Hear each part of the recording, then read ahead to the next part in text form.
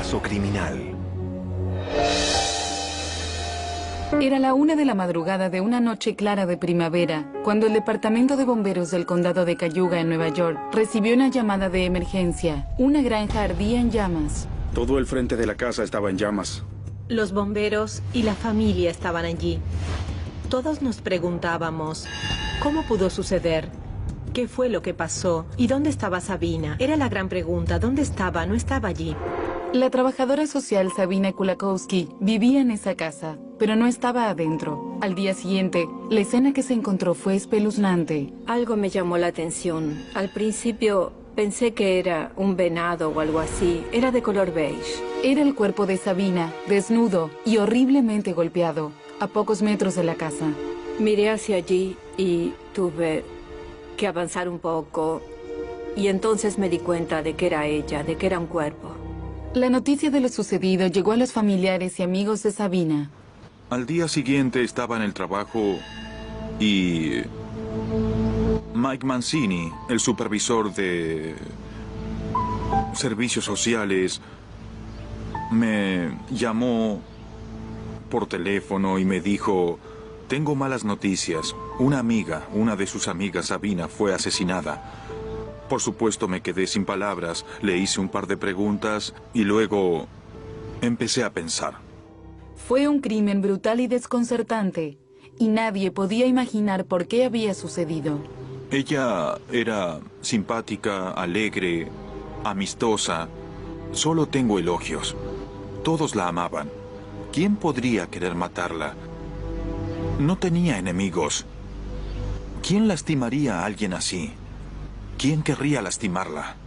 No entendía por qué. Era una persona muy dulce. Siempre daba todo por los demás. Era estupenda. Cuando se mudó a la granja, bueno, antes de mudarse también, pero después de que se mudó a la granja, hizo reuniones familiares. Era un anfitrión excelente y siempre trataba de que todos estuvieran contentos. Se enorgullecía de sus platos polacos. Tenía herencia polaca y era excelente en la cocina. Era un verdadero placer estar con ella. Los investigadores descubrieron de inmediato que Sabina había roto recientemente con su novio, Ron Bench, pero que habían quedado en buenos términos.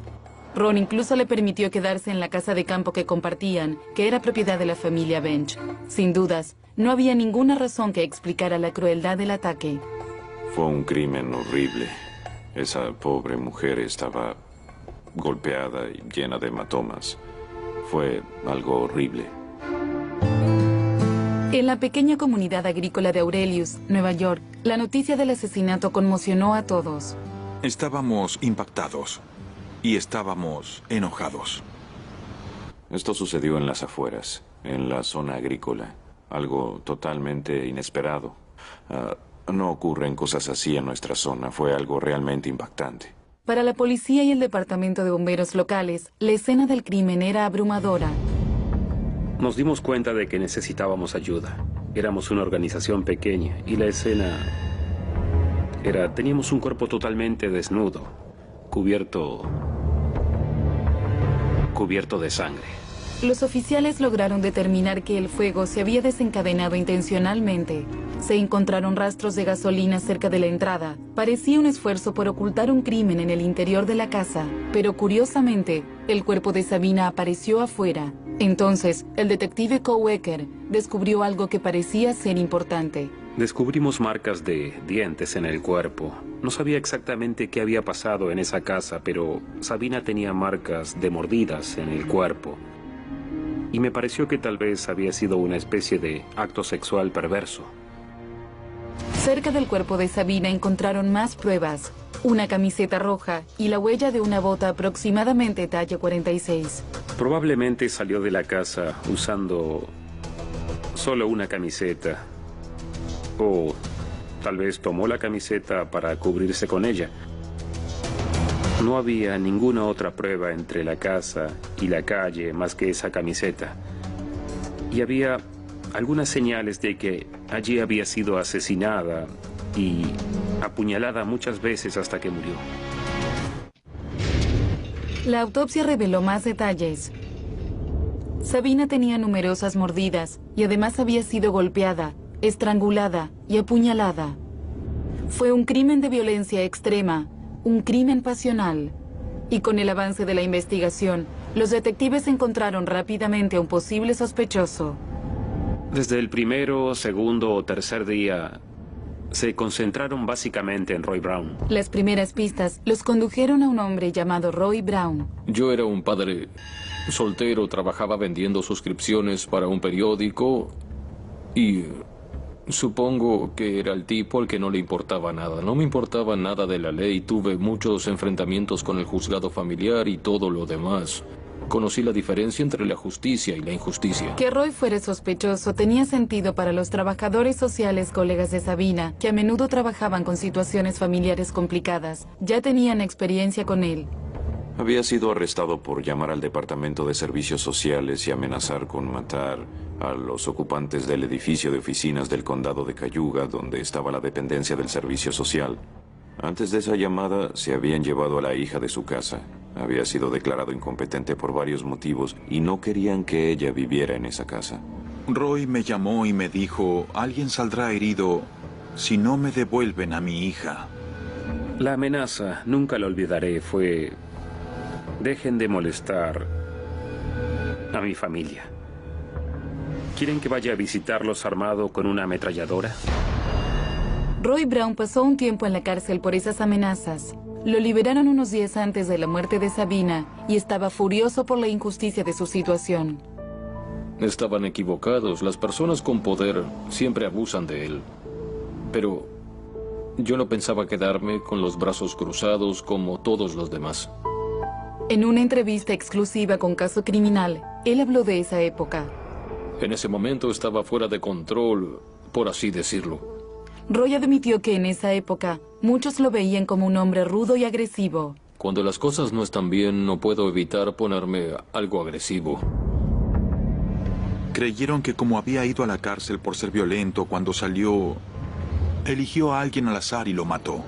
Aunque Sabina no tenía asignado ese caso, trabajaba en la oficina de seguridad social que le había quitado a Roy Brown la custodia de su hija. Y eso fue suficiente para citarlo a un interrogatorio. Cuando los policías me interrogaron, les dije que ni siquiera conocía a esa mujer. Nunca estuve en ese pueblo en toda mi vida. Desde el momento en que Brown entró a la sala, el detective Ecker sintió que algo no estaba bien. Me miró y se sonrió como si fuera a decir: hola, ¿cómo se encuentra hoy? Su dentadura era muy mala. Le faltaban la mitad de los dientes. Antes de hacer entrar a Brown, Ecker revisó las marcas de mordeduras analizadas en la autopsia. Cuando vi las marcas, yo pensé que era una buena dentadura y los dientes quedaron marcados en el cuerpo. Según la opinión de Ecker, la dentadura incompleta de Brown no parecía coincidir con las marcas del asesino. Además, notó que Roy era de contextura pequeña y sus pies parecían de una talla mucho menor que las huellas número 46 que se habían encontrado en la escena del crimen. Simplemente pensé: nada coincide con él. No creo que sea la persona que estamos buscando. El resto de los presentes no estuvo de acuerdo conmigo. No les gustó lo que yo les dije. Sin ninguna explicación de sus supervisores, retiraron a Ecker del caso unos días más tarde. Mientras tanto, otros investigadores continuaron interrogando severamente a Roy Brown. Tenía muchos antecedentes, arrestos y condenas por varios delitos, incluyendo posesión de drogas y armas y cosas por el estilo. Tenía un historial de violencia y era un sujeto agresivo. Se identificaba a sí mismo como un criminal y hasta dijo que era capaz de matar gente. Capaz de matar a la gente que culpaba por haberle quitado a su hija. La policía estaba convencida de que Roy Brown era su hombre. Era el típico chico malo y no tenía muchos amigos. Tal vez él era su peor enemigo. Ni siquiera su abogada defensora confiaba en él. Escuché la grabación de la llamada que había hecho a los servicios sociales un año atrás y por la que pasó un año en prisión. Era intimidante. Pensé, no sé si quiero conocer al señor Roy Brown al que debo representar. Pero había algo más acerca de él. Brown tenía confianza y era casi arrogante cuando aseguraba que era inocente. Cuando me preguntaron si precisaba un abogado, les dije que no necesitaba a nadie porque no había hecho nada. Solo se necesita un abogado cuando eres culpable. No pensé que fueran a arrestarme. Pensé que podría demostrarles que yo no era el asesino y así me dejarían ir. Roy fue a la estación de policía a hablar con los oficiales y se quitó la camisa. Sin duda esperábamos que alguien involucrado en una pelea como esa, alguien que participó de un crimen, tuviera marcas defensivas. Pero Brown no tenía marcas y los investigadores no pudieron relacionarlo con ninguna prueba en la casa de Sabina. A medida que avanzaba la investigación, Brown cooperó completamente y entregó voluntariamente muestras de cabello y de sangre. La policía tomó huellas de sus zapatillas y las impresiones de sus dientes. Dijo, tomen todo, yo no lo hice, solo quiero limpiar mi nombre. Adelante, tomen todo, hagan lo que quieran. Cooperó en todo lo necesario. Pero una de las pruebas derivó en uno de los grandes hitos del caso. Las marcas de los dientes de Roy resultaron coincidir perfectamente con las mordidas en el cuerpo de Sabina. La fiscalía descubrió entonces que Roy tenía un historial de mordeduras. Realizamos varias entrevistas con su exesposa y con su concubina, y ambas dijeron que era violento. Las mujeres mencionaron que cuando estaba enojado las había mordido severamente en varias ocasiones y ellas quedaron aterrorizadas. What sort of information did they ask you for? Our whole background, but then they just focused on biting. Los fiscales tenían ahora pruebas sólidas que respaldaban sus sospechas. El 4 de junio de 1991, Roy Brown fue arrestado y acusado del homicidio de Sabina Kulakowski. El caso de la fiscalía se basaba en la idea de que A. había amenazado a trabajadores sociales. B. Sabina Kulakowski era trabajadora social. Y C. Las mordeduras aparentemente coincidían con la dentadura de Roy Brown. El fiscal de distrito, Paul Carbonaro, decidió pedir una segunda opinión sobre esas marcas. Contactó al Dr. Lowell Levine, un experto forense de renombre que trabajaba para la Policía Estatal de Nueva York. Una de las cosas que se deben tener en cuenta sobre las heridas por mordeduras es que solamente se pueden dejar marcas si se tienen dientes. Es totalmente imposible que alguien deje una marca si no tiene dientes. Al señor Brown le faltaban 2 dientes, y en eso me basé para decir que, en mi opinión, el señor Brown no podía haber causado esas heridas. La conclusión del Dr. Levine de que las marcas no pertenecían a Roy Brown era preliminar, pero aún así la comunicó a la fiscalía. Debíamos tener eso en cuenta. Era algo muy importante. Pero resultó que ese era un año electoral. Y un par de semanas después del crimen, eligieron a un nuevo fiscal de distrito, un abogado que no estaba relacionado con nuestra oficina, un tal James Vargason. Vargason apareció en televisión una vez y dijo, si me eligen condenaré a Roy Brown. Y el reportero preguntó, ¿ya vio el expediente? Y él respondió, no, pero estoy dispuesto a hacerlo. Ni siquiera había visto el expediente del caso, pero igual prometió condenarme. El caso le fue asignado al nuevo fiscal de distrito, James Vargason, durante su primer mes en el cargo. No empezó con una multa de tránsito, ni con un robo, ni por alguien que conducía ebrio. Empezó su carrera como fiscal con el caso de homicidio contra Roy Brown. Él prometió condenarme. No podía aceptar perder este juicio. Toda la comunidad estaba pendiente de él, por así decirlo. El nuevo fiscal no siguió en contacto con el Dr. Levine por el tema de las mordidas. Le mostré mis conclusiones preliminares y las razones en las que me basaba. Él tomó la evidencia y se fue. Esa fue toda mi participación en el caso. En cambio, la fiscalía aceptó la declaración del odontólogo forense local, que aseguró que Roy Brown era el hombre que había mordido a Sabina. Y de esa manera, empezaron el juicio. Fue un crimen que se hizo muy conocido. Sabina Kulakowski era una trabajadora social muy querida. Y de repente aparece asesinada brutalmente en su casa. Un homicidio realmente increíble. Y era un año electoral. Había mucha presión sobre las autoridades para cerrar el caso. Desde el primer día, el público dentro de la corte estaba claramente dividido. Su familia estaba ahí y ellos estaban de un lado del recinto y nosotros estábamos del otro lado. Nosotros los mirábamos y ellos nos miraban. Nosotros tratábamos de quitarle a su hijo, de lastimar a su hijo, y estábamos enojados con ellos porque él había cometido un asesinato terrible. La fiscalía describió a Roy Brown como un hombre frío y violento que buscaba venganza, un hombre que no tenía coartada para la noche del crimen.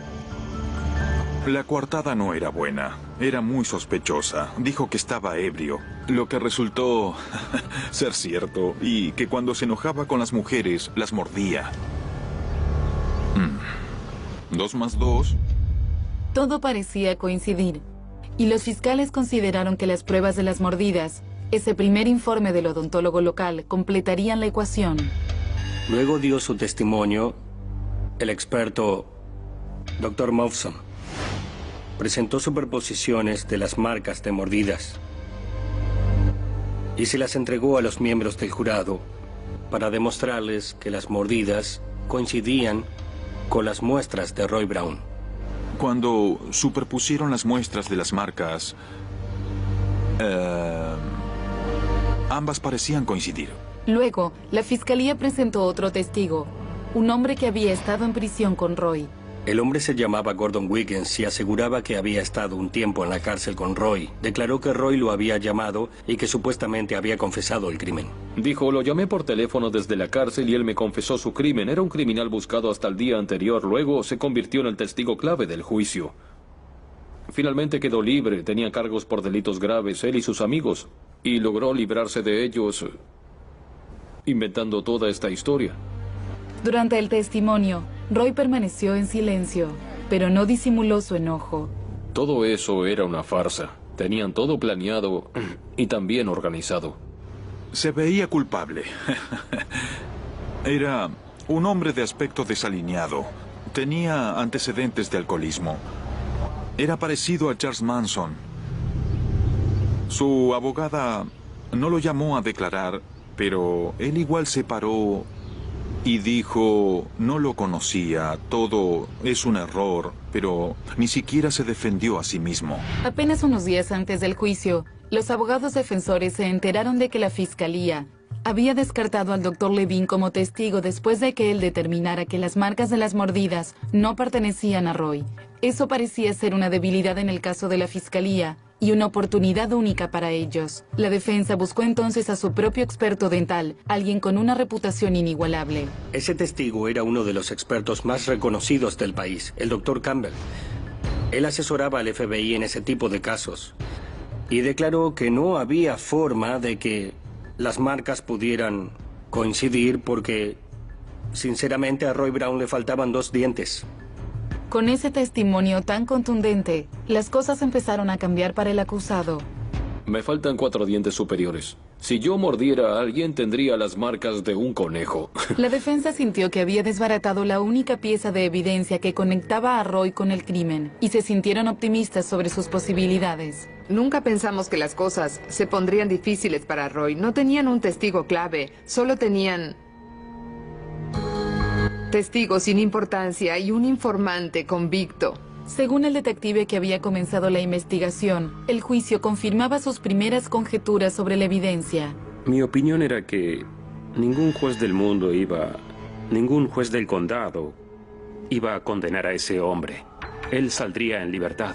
Mostrándose confiados, Roy Brown y su madre hicieron planes para celebrar su absolución.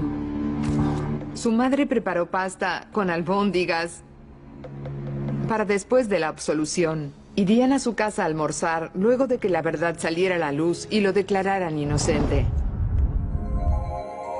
Pero Roy nunca llegaría a celebrar el triunfo con su madre. El jurado anunció su veredicto: culpable. El jurado volvió y lo declaró culpable. Me quedé muy desconcertado. Pensé que me había vuelto loco. Estábamos muy contentos. Estábamos felices porque habían encontrado al asesino y lo habían condenado. Aún así, no todos estaban seguros de que habían condenado al hombre correcto. No podía creerlo. Francamente, yo como reportero entiendo que el sistema judicial funciona así. Yo trabajo en eso y está bien, pero en el fondo de mi mente y de mi corazón pensé que un hombre inocente iría a prisión.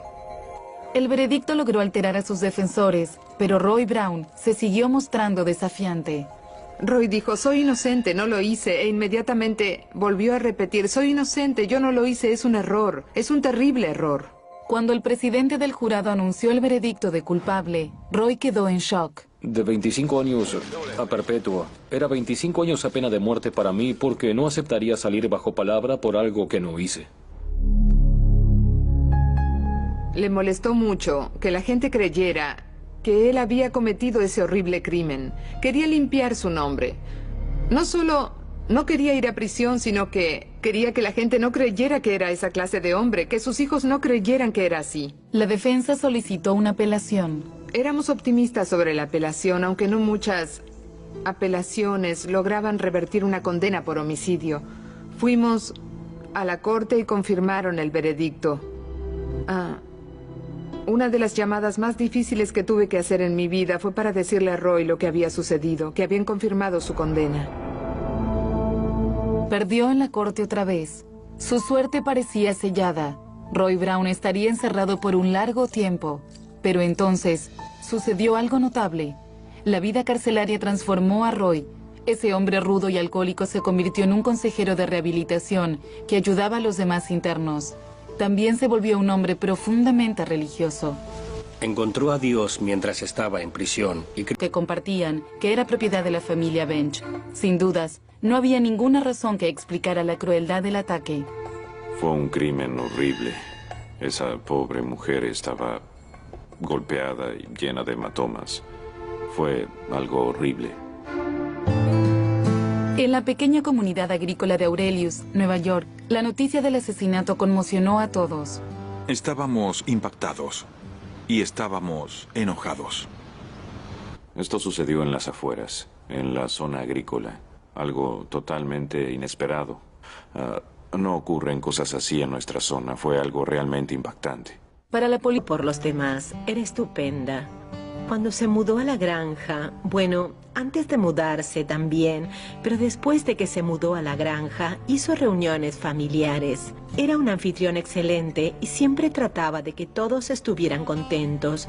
Se enorgullecía de sus platos polacos, tenía herencia polaca y era excelente en la cocina. Era un verdadero placer estar con ella. Los investigadores descubrieron de inmediato que Sabina había roto recientemente con su novio, Ron Bench, pero que habían quedado en buenos términos. Ron incluso le permitió quedarse en la casa de campo. Una de sus amigas, Sabina, fue asesinada. Por supuesto me quedé sin palabras, le hice un par de preguntas y luego empecé a pensar. Fue un crimen brutal y desconcertante, y nadie podía imaginar por qué había sucedido. Ella era simpática, alegre, amistosa. Solo tengo elogios. Todos la amaban. ¿Quién podría querer matarla? No tenía enemigos. ¿Quién lastimaría a alguien así? ¿Quién querría lastimarla? No entendía por qué. Era una persona muy dulce. Siempre daba todo. Al principio pensé que era un venado o algo así. Era de color beige. Era el cuerpo de Sabina, desnudo y horriblemente golpeado, a pocos metros de la casa. Miré hacia allí y tuve que avanzar un poco. Y entonces me di cuenta de que era ella, de que era un cuerpo. La noticia de lo sucedido llegó a los familiares y amigos de Sabina. Al día siguiente estaba en el trabajo y Mike Mancini, el supervisor de servicios sociales, me llamó por teléfono y me dijo, tengo malas noticias. Caso criminal. Era la 1 de la madrugada de una noche clara de primavera, cuando el departamento de bomberos del condado de Cayuga, en Nueva York, recibió una llamada de emergencia. Una granja ardía en llamas. Todo el frente de la casa estaba en llamas. Los bomberos y la familia estaban allí. Todos nos preguntábamos, ¿cómo pudo suceder? ¿Qué fue lo que pasó? ¿Y dónde estaba Sabina? Era la gran pregunta. ¿Dónde estaba? No estaba allí. La trabajadora social Sabina Kulakowski vivía en esa casa, pero no estaba adentro. Al día siguiente, la escena que se encontró fue espeluznante. Algo me llamó la atención. Al principio